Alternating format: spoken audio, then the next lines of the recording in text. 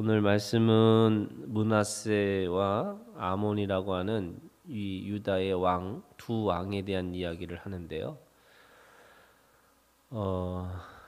이 북이스라엘의 최악의 왕이 아합이었다면, 이 므낫세는 유다의 최악의 왕이라고 할 수 있습니다. 지금 이 얼마나 이 악한 짓을 많이 했느냐면, 이 산당을 지었을 뿐만 아니라 이 성전을 더럽히고, 또 성전을 더럽혔을 뿐만 아니라 그의 백성들, 이 유다의 백성들에게 이 재판을 불이하게 이 왜곡되게 해서 사회의 공의와 정의도 무너뜨리는, 그래서 종교와 정치와 사회가 최악으로 이 죄를 지었던 사람이 바로 이 므낫세라고 할 수 있습니다. 그런데 아이러니하게 그럼에도 불구하고 이 가장 이 남유다에서 오랫동안 다스렸던 사람이 므낫세예요. 1절에 보면은 55년간 다스니라 이렇게 얘기합니다. 이 55년이 이 남유다에서 가장 길게 통치한 기간, 그 통치한 왕으로 이렇게 기록되어 있는 거죠. 그러면은 그 우상의 숭배와 또 성전의 더럽힘과 그리고 왜곡된 판결을 했던 그 모든 것의 이유는 이 통치를 오래 하기 위한 모든 방편이라고 할 수 있습니다. 그러니까 오래오래 살기 위해서, 또 오래오래 통치하기 위해서 온갖 편법을 다 쓴 거라고 할 수 있는 거죠.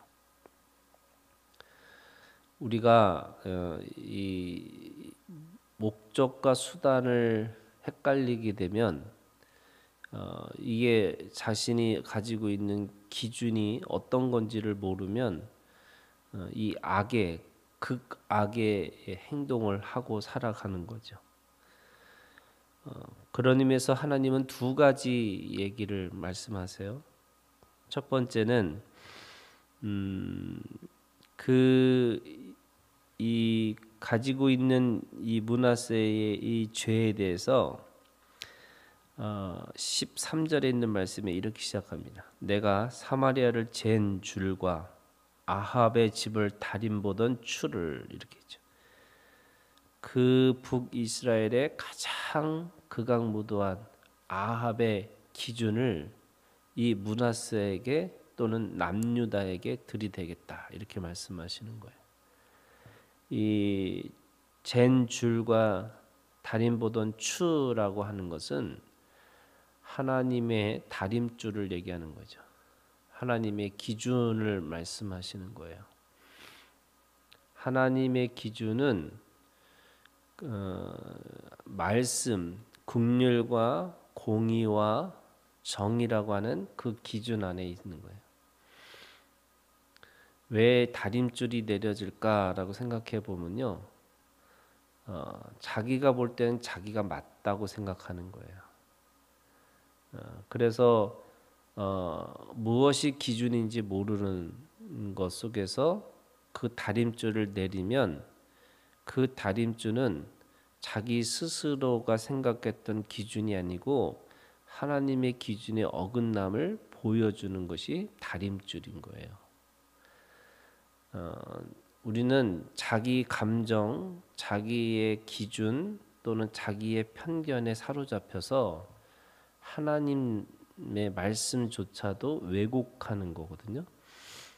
그리고 왜곡하는지도 잘 몰라요. 왜냐하면 그 말씀이 자기 안에 들어와서 자기 기준에 맞추는 거기 때문에 그래요.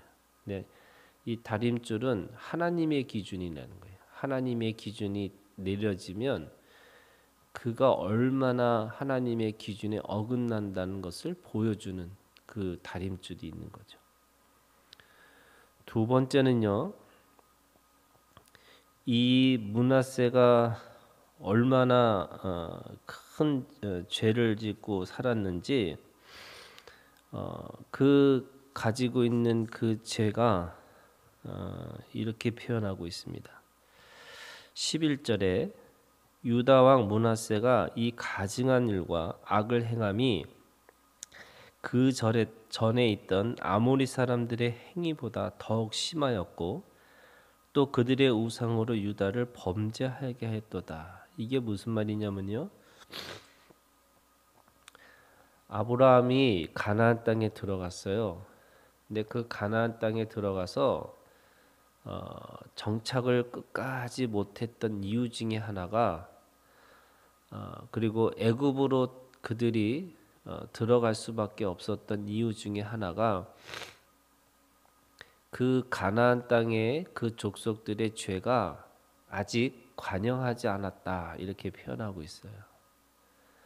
무슨 말이냐면 하나님이 그 가나안 땅을 진멸 전쟁을 하시는 그 방법은 그 가나안 땅에 있는 족속들의 죄가 너무나 크기 때문에 그 이스라엘 백성들을 통해서 그 가나안 땅을 온전한 땅으로, 정결한 땅으로 만드시기 위해서 그 일곱 부족의 이 가나안 땅에 있는 족속들을 진멸하시는 거거든요. 그러면 그 말은 하나님의 그 가나안 땅은 척박한 땅이지만 그 땅이 왜 이 꿀이 흐르고 젖이 흐르는 땅으로 왜 표현했을까라고 생각해 보면 세상에 있는 땅들, 세상에 있는 공간들은 하나님의 말씀이 없다는 거예요. 그런데 그 땅에 들어가면 젖과 같은 꿀과 같은 말씀이 통치되는 공간이 가나안 땅이에요. 그런데 그래서 그 땅을 하나님의 말씀으로 주관하는, 또는 하나님의 말씀을 가지고 살아야지만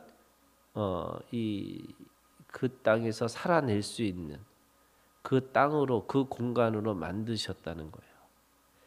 그래서 그 땅에서 가나안 땅에서 사는 것은 모든 사람들에게 말씀으로 살 수 있구나, 이거를 보여주는 거예요. 사람들이 말씀 공부하다 보면 뭐라 그러냐면 다 알겠는데 그렇게 살면 안 되는 것 같다, 이렇게 얘기를 해요. 왜냐하면 세상은 지금 이 우는 사자와 같이 우리를 삼키려고 하는데 어떻게 그렇게 양처럼 살 수 있느냐, 이거를 얘기하는 거거든요. 그런데 그 양처럼 살아야 된다라고 하는 그 양의 삶으로 살아가는 것이 가나안 땅이에요. 그래서 보여주는 거죠, 세상 사람들한테. 하나님의 말씀으로도 살 수 있구나. 그러면서 동시에 그 땅이 만약에 우는 사자와 같이 사자 속에서 살으려면 사자가 돼야 된다고 생각하고, 또는 늑대 사회 속에서 늑대처럼 살아야 된다고 생각하면 하나님이 그 가나안 땅을 깨끗하게 하시기 위해서 그 땅을 아주 하나님의 방식으로 진멸하시겠다라는 거거든요.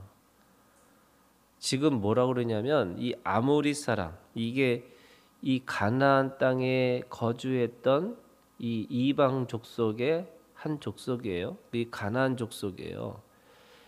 다시 말해서 남유다가 하나님의 말씀을 가지고 살아야 되는, 그리고 말씀으로 통치되는 이 가나안 땅에 이 옛날에 그 가나안 땅에서 살았던 아모리 사람들의 그 죄만큼 그들의 그 죄가 그 정도로까지 차고 넘쳤다는 거예요. 그러면 어떤 일이 벌어지느냐? 그 이스라엘 백성들이 하나님의 언약에 따라서 가나안 땅에서 살게 하셨는데 그들을 그 가나안 땅에 있는 일곱 부족처럼 하나님이 대우하시겠다는 거예요. 어떻게 하냐면 그 땅에서 진멸케 하시는 거예요. 그 땅에서 내쫓겠다고 하시는 거예요. 그것이 오늘 이 므낫세가 짓고 있는 죄의 결과라고 할 수 있는 거죠. 그럼 이거를 오늘의 이야기를 하면은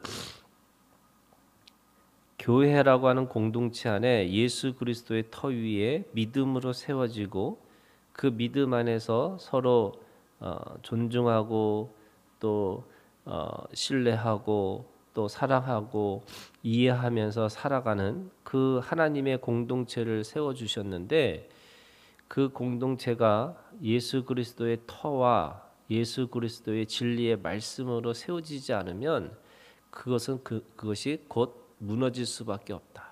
왜? 교회는 예수 그리스도가 터가 되시고 예수 그리스도가 머리가 되시고 예수 그리스도의 몸이신 교회이기 때문에 그런 거죠. 그런 의미에서 이 가나안 땅에서 하나님이 그 죄를 물으시는 것처럼 우리가 오늘 이 교회 안에서 하나님의 말씀이 사라지는 순간에 오늘 우리가 세상의 사람들과 똑같은 삶으로 살아갈 수밖에 없는 거죠. 두 번째 그 아들이 아몬이라고 하는 그 아들이 있어요. 이 아들도 똑같은 거예요. 20절에 아몬이 그의 아버지 므낫세의 행함같이 여호와 보시기에 악을 행하되 그의 아버지가 행한 모든 길로 행하여 이렇게 되어 있습니다. 이 죄라고 하는 것은 끊어버려야 되는 거고 그 자신이 걸어갔던 길을 돌아서야 되는 거예요. 이걸 회개라고 하는 건데 사람들은 그 방향의 관성 때문에 그 방향을 계속 가려고 하는 것이 있는 거죠. 우리가 제대로 수영을 배우지 못하면 배운 것은 처음에는 우아하게 수영하다가 정말로 죽을 것 같으니까 다시 옛날의 버릇으로 돌아가는 것처럼 그게 관성이잖아요. 그게 편한 거고 그게 당연한 것처럼 여겨지는 거예요. 이 아몬이라고 하는 이 므낫세의 아들도 결국에는 아버지의 그 악의 근원을 끊어버리지 못하고 오히려 그 아버지가 행했던 모든 길로 행했다 이렇게 얘기하는 거죠. 그래서 두 가지가 그래서 이 사실은 이 므낫세와 아몬을 통해서 나타나는 마지막의 결과는 당연한 거예요.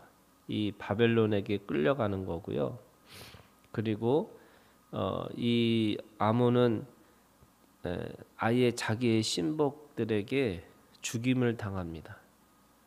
이 남유다와 북이스라엘의 그 가장 큰 차이는요.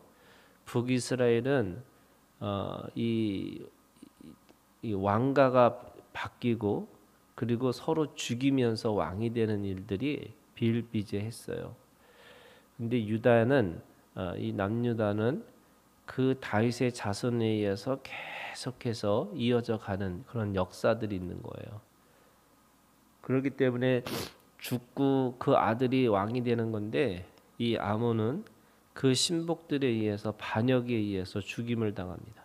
물론 그 아들이 왕이 되긴 하지만 이 비참한 거죠. 자기의 신복들에 의해서 그 배반을 받아서 반역으로 죽임을 당한다는 것이 결코 이 아주 직접적인 하나님의 심판을 경험하는 그런 사건이라고 할 수 있습니다.